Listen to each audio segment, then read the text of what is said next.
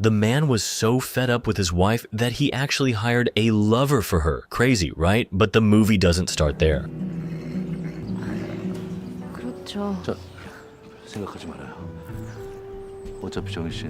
The movie begins in Nagoya, Japan. A Korean girl named Jungin panics during an earthquake. She dives under the table and then bolts outside in fear. Strangely, everyone else around her is calm, including another Korean guy, Do-heon. He reassures her and promises to take her somewhere safe where the tremors can't reach. It turns out Do-heon is studying to be an architect, while Jungin is training to be a chef. Out of nowhere, her phone buzzes. Mistaking the vibration for another quake, she scrambles back under the table. Do-heon, however, stays composed and takes the chance to ask this timid girl out on a date. Fast forward 7 years, the two are now married, but things aren't so rosy. Jungin lashes out at the mailman for tossing the newspaper into their yard. Despite her note asking him not to, the poor man tries to defend himself but nearly gets smacked for it. Annoyed, Do-heon steps in and drags his wife back inside, only to get scolded himself for embarrassing her in front of strangers. Even when Do-heon says no, Jungin forces him to drink 2 glasses of juice. She won't leave him alone, not even if he's sitting on the toilet. Suddenly, Do-heon blurts out, "Let's get a divorce," before backtracking and saying it was just a joke. That only makes her furious.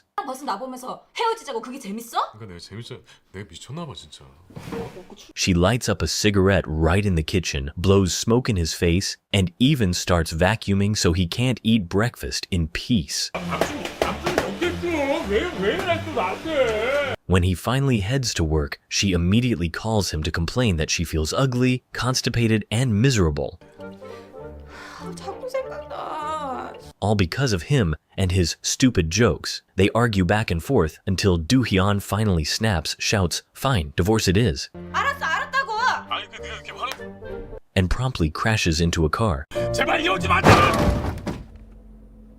Soon after, Do-heon hears there's an opening for a specialist in another city. Without hesitation, he volunteers to go, but things get complicated when a rival shows up and starts playing on his emotions. One of Do-heon's co-workers is miserable. His wife cheated on him and now he can't stand being at home.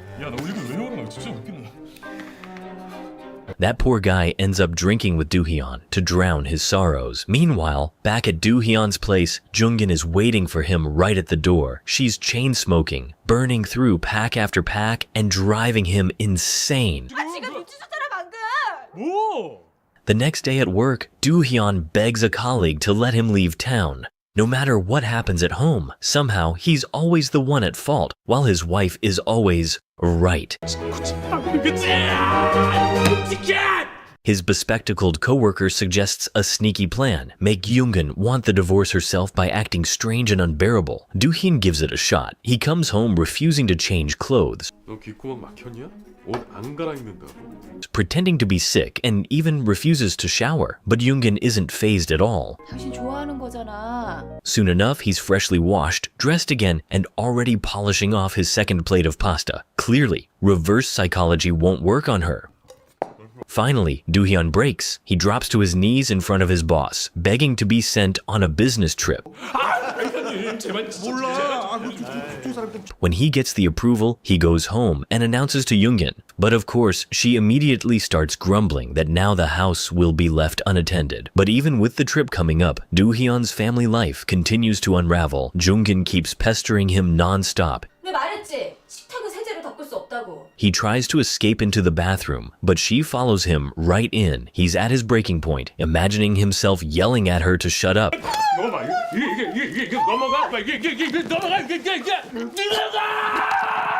stuffing food into her mouth just to get her quiet, but that's only in his head. In reality, he's stuck sitting on the toilet while she unleashes another endless rant. 진짜 이기적이지 않아? Later, Do-hyun throws a party to celebrate a new project. Everyone's invited to bring their partners, but he's so desperate for peace that he lies to his boss saying Jungin is sick and can't come. On his way home, he notices drama unfolding everywhere. One woman storms out of his neighbor's place in tears. Another makes a scene. Furious after flying all the way from Spain just for a man who's betraying her. Then a third woman crawls out of the bushes claiming she ran away from home for him.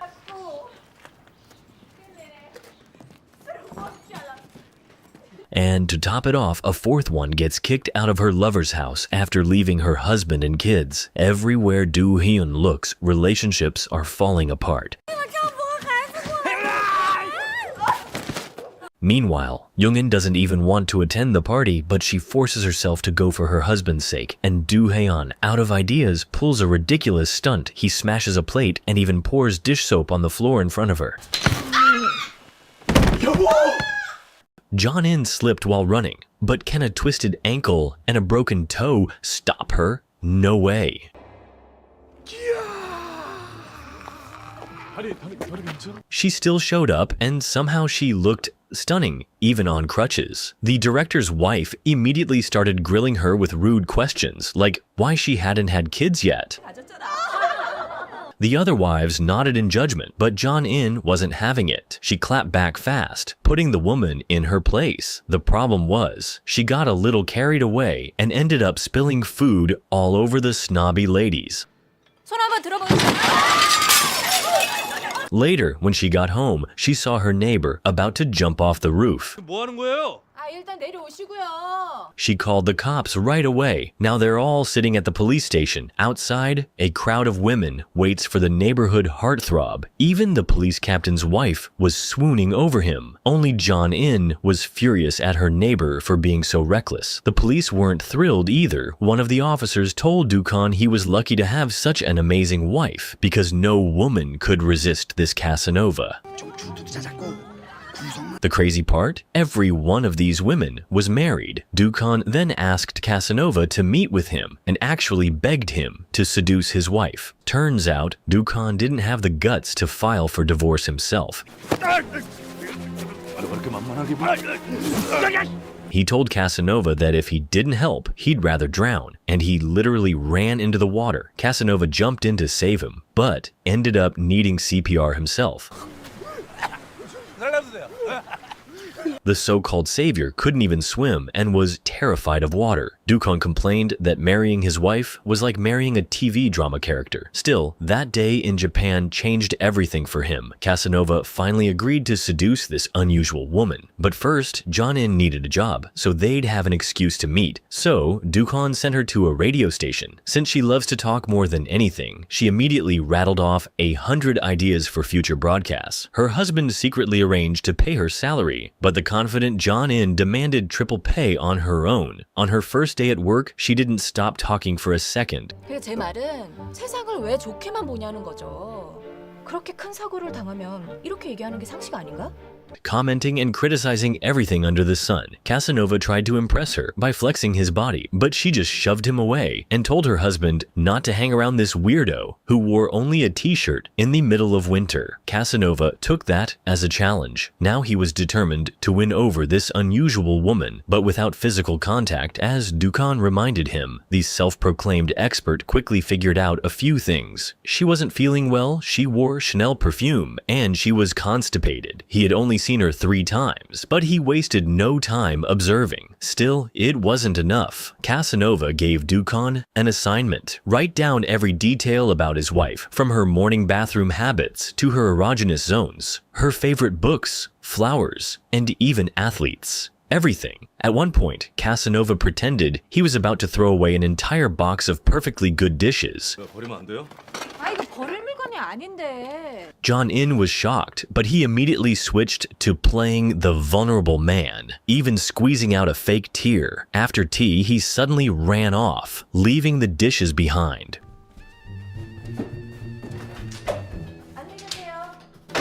When John In came over to return them, she discovered just how fascinating her neighbor's life was. His house was filled with beautiful things, including more expensive dishes. He casually mixed a cocktail, then slipped into French as he discussed business on the phone, like some mysterious playboy straight out of a movie.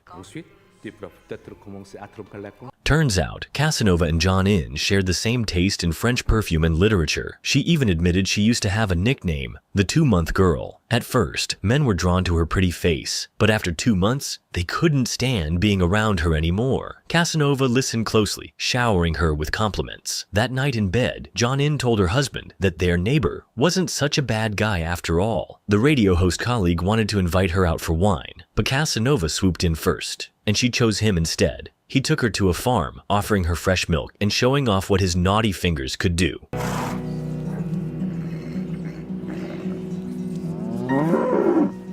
Soon, things got a little too close for comfort when he decided to teach her how to milk a cow. Later, she honestly told her husband everything. How awkward it was having Mr. Milkman leaning in from behind and whispering indecent jokes. Still, John In kept hanging out with her new friend. Meanwhile, her husband was getting daily updates straight from Casanova. On the radio, John In's shows were blowing up in popularity. Her co-host kept trying to take her out, but she ignored him completely. She actually felt more at ease around Casanova. One day, the two of them went to an abandoned park. That's when Casanova went full romantic, telling her he was losing his mind and couldn't live without her. Then, realizing how heavy it sounded, he laughed it off, claiming those were just lyrics from the song playing nearby.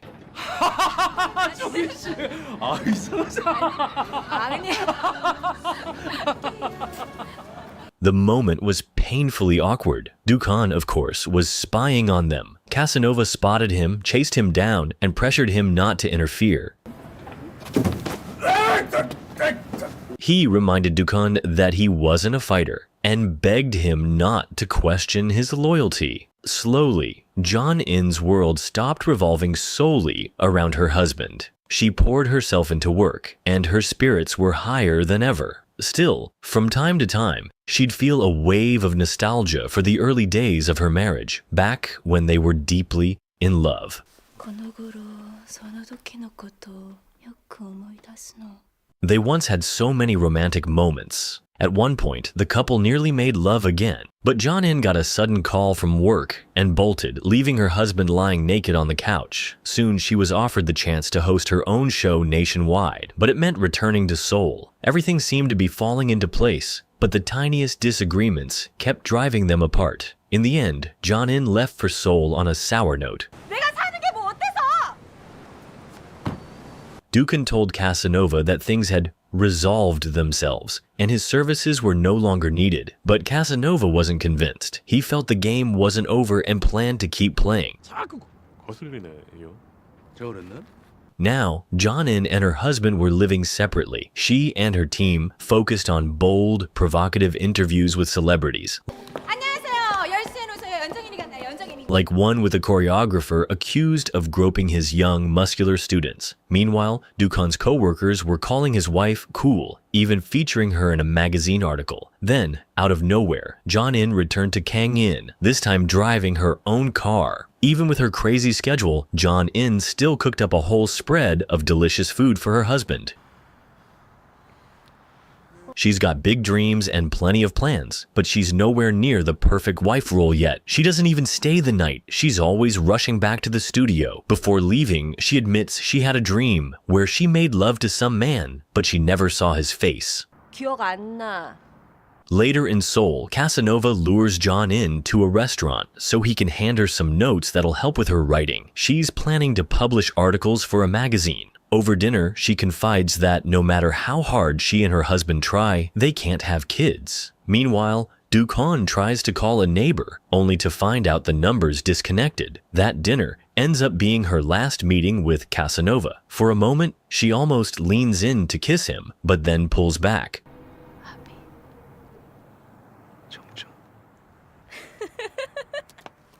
Remembering how he once rejected her on the playground, she admits to him that she dreamed of sleeping with him. Then she says goodbye to her neighbor, but he refuses to let her walk away so easily. Casanova suddenly hugs John In and confesses that he's in love with her, but then he says he's willing to forget her.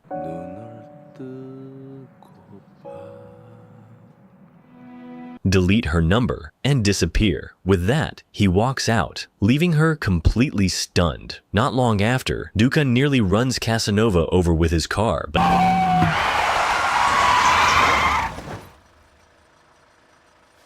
he begs him to stop interfering, terrified of losing his wife. Ironically, Dukan's finally fallen for her again. She's cheerful, glowing, and charming, and now he can't get enough of her. But the twist, Casanova himself has fallen head over heels for John In.